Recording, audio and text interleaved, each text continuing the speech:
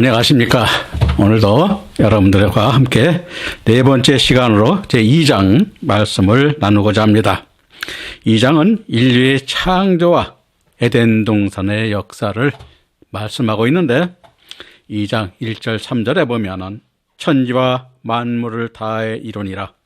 하나님이 지으시던 일이 일곱째 날이 이를 때에 마치니 그 지으시던 일이 다음으로 일곱째 날에 안식하시니라. 하나님이 일곱째 날을 복주사 거룩하게 하셨으니 이는 하나님이 그 창조하시며 만드시던 모든 일을 마치시고 이날에 안식하셨습니다 라고 말씀하고 있는데, 자, 이제 우리가 이 장에서는 천지 만물을 다 이루셨다고 말하고 있습니다. 우리 천지는 앞에서도 말씀하셨지만 하샤마이 왜 하에레치로 하늘은 우리들이 육안으로 보는 하늘뿐만 아니라 모든 대기권을 넘은 온 우주를 나타내는 단어로 복수의 의미로 우리가 앞에서 깨달아 보았습니다. 즉 하나님께서 하늘을 창조하심은 은하계가 자리 잡고 있는 우주까지 모든 은하계뿐만 아니라 하나님께서 계시는 모든 하늘의 하늘들과 하늘들을 창조하셨음을 뜻하는 것입니다.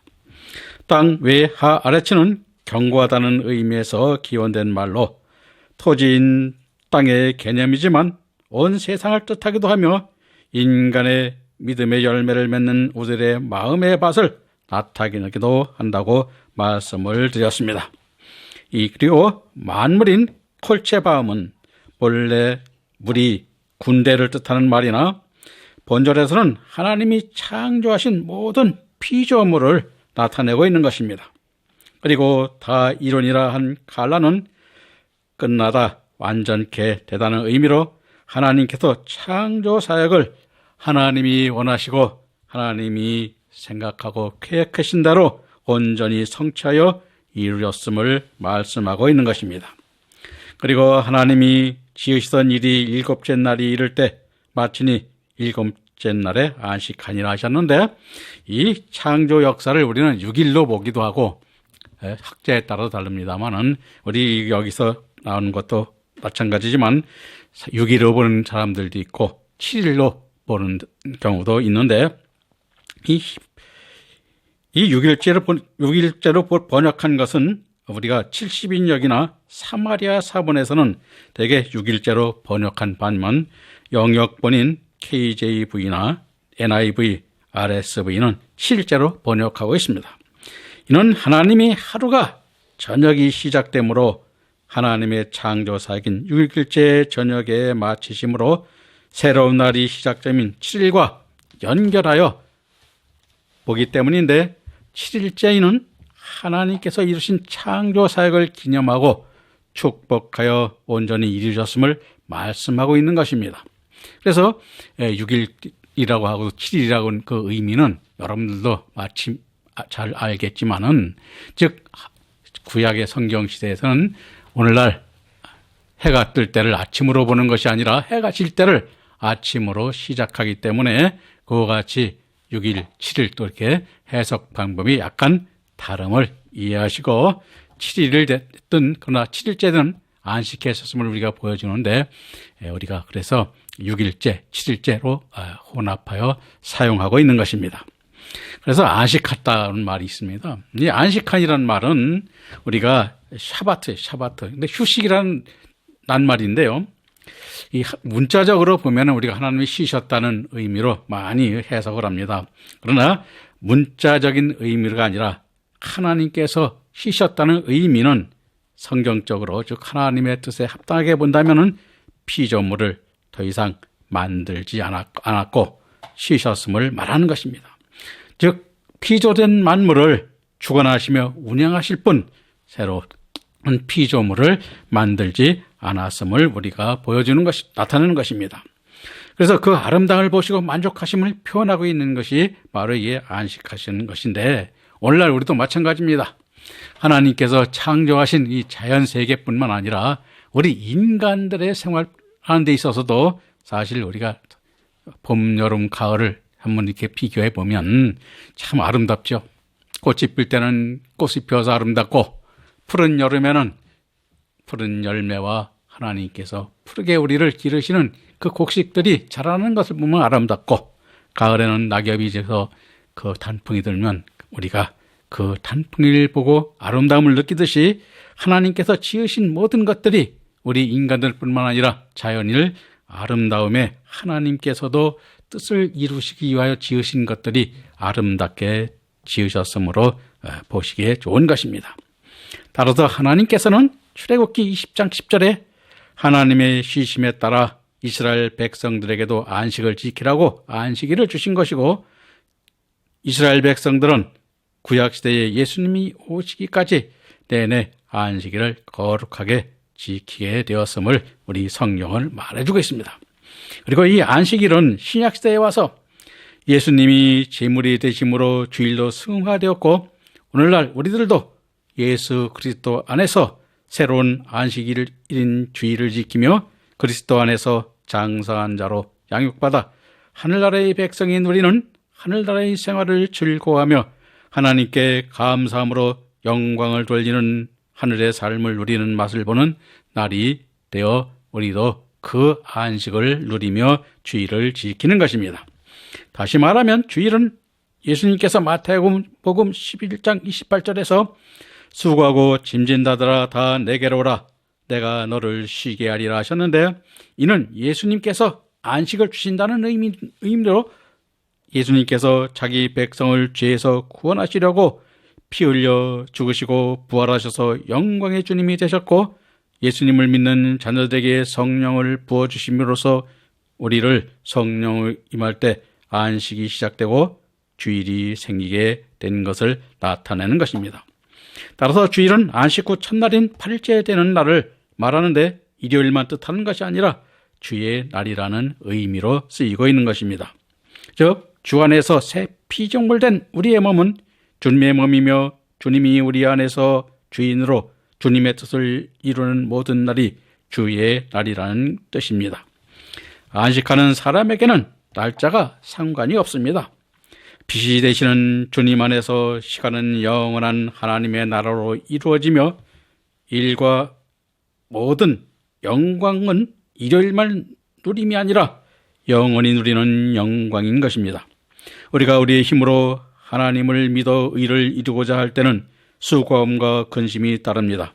그러나 주님이 우리를 성령의 도구로 온전히 쓰임받게 할 때는 내 힘으로 수고하지 않게 하시고 성령으로 일하게 하시니 주의 일을 하면 할수록 새 힘과 새 영광의 기쁨을 맛보게 하시니 즐거운 안식이 이루어지는 것입니다.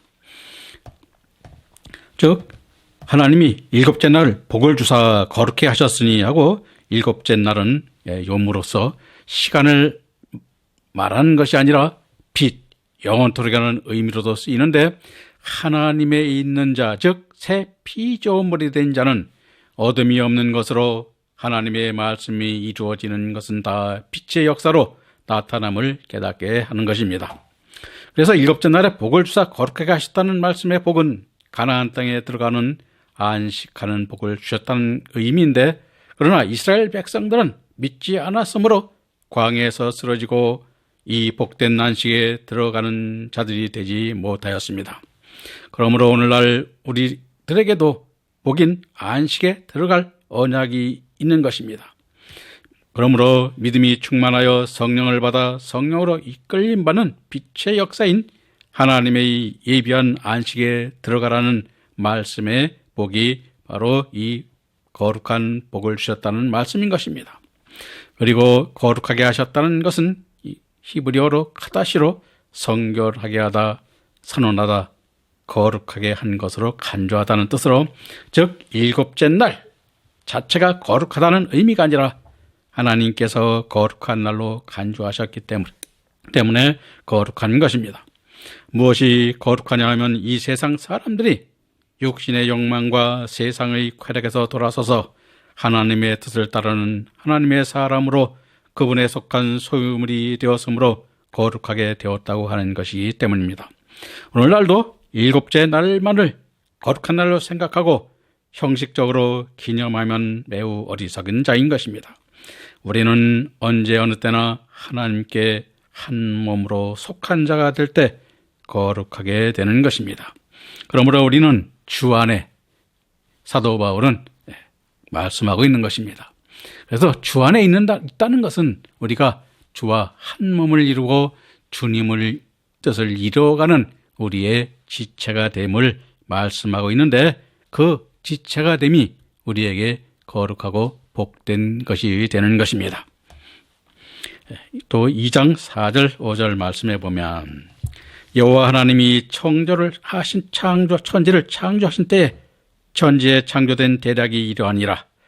여호와 하나님이 땅에 비를 내리지 아니하셨고 경작할 사람도 없었으므로 들에는 초목이 아직 없었고 밭에는 채소가 나지 아니하였으며 라고 말씀하고 있는데, 여기서 여호와 하나님은 여호와 엘로힘으로 성경에 약 6,800여 회 기록되어 나타나고 있다고 합니다.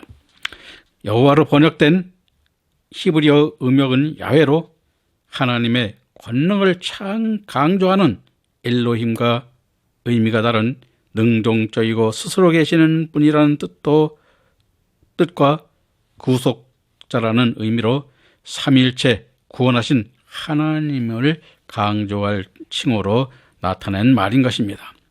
그리고 창세기 2장 4절부터는 창세기 1장 1절부터 2장 3절의 창조의 과정을 보다 구체적으로 실증 있게 다시 밝히는 말씀으로, 대략 이러하니라. 이 대략인 톨레토트는 계보, 출생, 역사, 가족 등의 뜻으로 본절에서는 역사적 사실을 기록하고 있음을 말씀하고 있는 것입니다. 여호와 하나님이 땅에 비를 내리지 않으심은 요엘서 2장 23절과 28절, 29절에서 하나님의 은혜인 성령을 비유로 말씀하심처럼, 하나님께서 땅의 흙으로 사람을 만드셨는데 흙으로 만들어진 사람과 연합된 그들은 성령이 없음을 말씀하고 있는 것입니다. 다시 말하면 비가 땅에 내릴 때는 하나님이 생명을 자라게 할 목적으로 땅을 적셔 생명의 씨앗을 틔우게 하시는 것인데, 하나님께서 비를 내리지 않으심은 흙과 연합하여 생명을 낳기 위한 시간이 아직 되지 않았음을 나타내는 것입니다. 그리고 경작할 사람도 없으므로 들에는 초목이 아직 없었고 밭에는 채소가 나지 아니하였으며 한 땅에 경작할 사람이 없다는 들인 사대는 초목이 아직 없다는 것으로 신령한 은혜의 열매 맺는 역사가 아직 이루어지지 않고 있음을 나타내는 말이요, 땅에 사람이 살기에 적당하지 않은 때임을 나타내고 있는 것입니다. 그래서 하나님께서는 우리를 어떠한 존재로가 아니라 하나님께서 이루고자 하는 모든 것이 온전히 이루어졌을 때 하나님께서는 우리 인간을 이 땅에 보내셨음을 우리에게 보여주고 있기도 한 것입니다.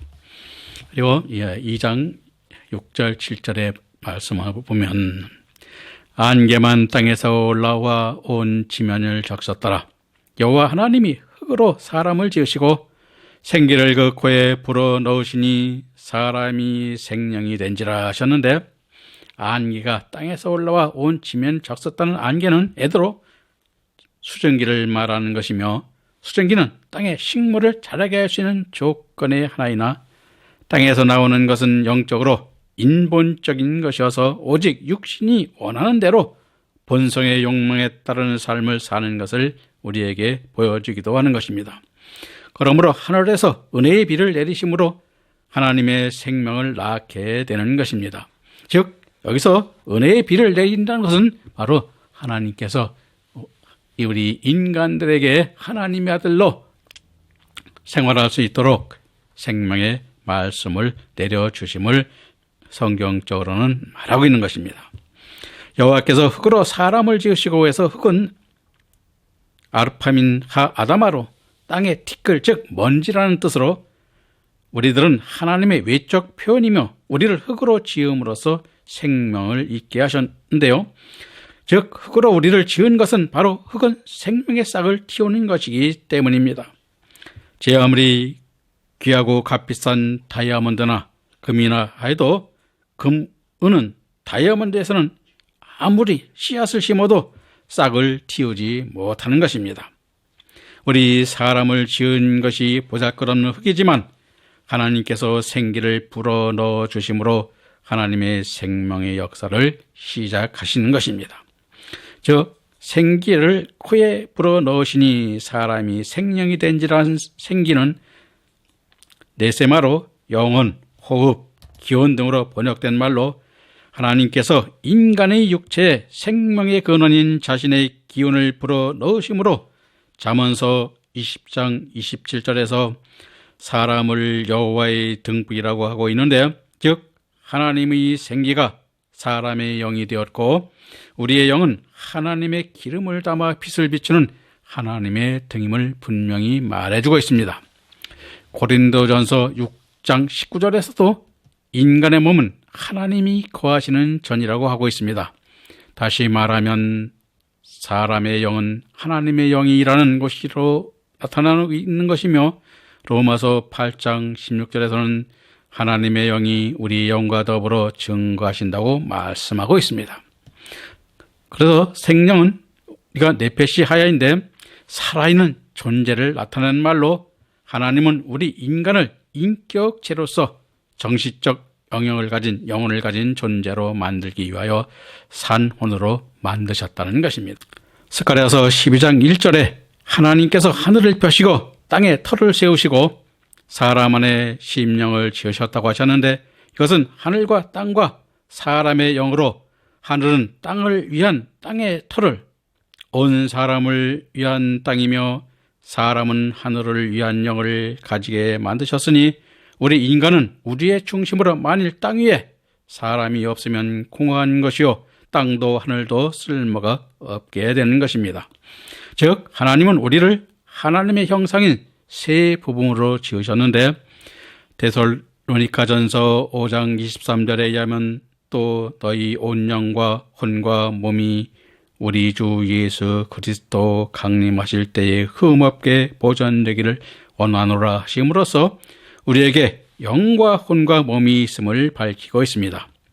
우리 속에 영이 있다는 것은 우리가 하나님의 음성을 들을 수 있다는 것으로 요한복음 6장 63절에 예수님께서 살리는 것은 영이니 육은 무익하니라 하시고 있는데, 우리의 영이 하나님의 말씀을 들을 때에 영이 깨닫게 되고 영으로 보게 되어 영이 살림을 받게 되는 것으로 히브리서 4장 12절에서 하나님의 말씀은 살았고 운동력이 있어 좌우 날선 어떤 것보다 예리하여 혼과 영과 및 관절과 골수를 찔러 쪼개기까지 하며 또 마음의 생각과 뜻을 감찰하나니 하고 말씀하고 있는 것입니다. 그리고 영이 살아나게 되면 다음으로 영으로 깨달아 본 것을 혼이 인식하고 생각하는 이성으로 믿음으로 살아날 때 혼도 살아나게 되는 것입니다. 영과 손이 살아날 때 우리는 영혼이 살았다고 말하는 것으로 하나님께서는 성경에서 우리가 산 것과 죽은 것을 육체의 중심으로 말씀하지 않고 계시는 것입니다. 열왕기서상 17장 10절 23절에 엘리야 선지자가 사르밧가의 아들이 죽었을 때 21절에 그 아이 위에 몸을 3번 펴서 엎드리고 여호와께 부르짖어 가로되 나의 하나님 여호와여 원컨대 이 아이의 혼으로 그 몸에 돌아가오게 하소서 기도하였다고 하였습니다. 그리고 22절에서 여호와께서 엘리야의 소리를 들으시고 그 아이의 혼이 몸으로 들어오게 하여 살아났다고 하였습니다. 즉 아들에게 혼이 돌아왔다는 것은 사르밧 아들의 혼이 죽은 혼이 되어 있음을 말하고 있는 것입니다. 다시 말하면 사르밧 가부의 믿음 생활의 신앙의 열매는 그 아들인데 그 아들의 혼도 죽었고 사르밧 가부의 혼도 병들어 죽어 있다는 의미입니다. 왜 이들이 혼이 죽었다고 하느냐 하면 하나님께서 열왕기서상 17장 12절 16절에 사르밧 과부와 아들이 먹는 가루통에 가루와 기름통에 가루와 기름을 계속 채워주셔서 그것을 먹음으로써 육신이 죽지 않게 된 것으로만 기뻐하고 있었다는 것입니다. 흉년이라 다 굶어 죽는데 육신에 주는 양식으로만 기뻐하고 있었던 것입니다. 그러나 엘리야는 하나님께서 자신으로 이스라엘 백성을 살리도록 필요한 것을 주신 영적 믿음의 생활 양식의 떡으로 받아 먹음을 말씀하시고 있는 것입니다. 그러므로 엘리야의 영은 살아있고 혼도 살아있는 것입니다. 열왕기서 2장 6절에 엘리사가 엘리야에게 말하기를 여호와의 사심과 당신의 혼의 삶을 가리켜 맹세하노니 내가 당신을 떠나지 않겠나이다 하였는데, 엘리사가 엘리야의 혼에 두고 맹세한 것은 엘리야의 영과 혼이 살아있다는 의미인 것입니다. 그러나 사르밧 과부와 아들인 영과 혼이 있어도 영이 하나님의 말씀을 깨닫지 못하므로 혼도 알 수 없으니 혼이 육신의 욕망에 따라 살고 있음으로써 죽은 열매 맺는 생명이라는 의미입니다. 그러므로 우리들도 혼이 영에 이끌려 하나님의 말씀으로 깨달아 하나가 되어 살 때 영혼이 살았다고 말할 수 있는 것입니다.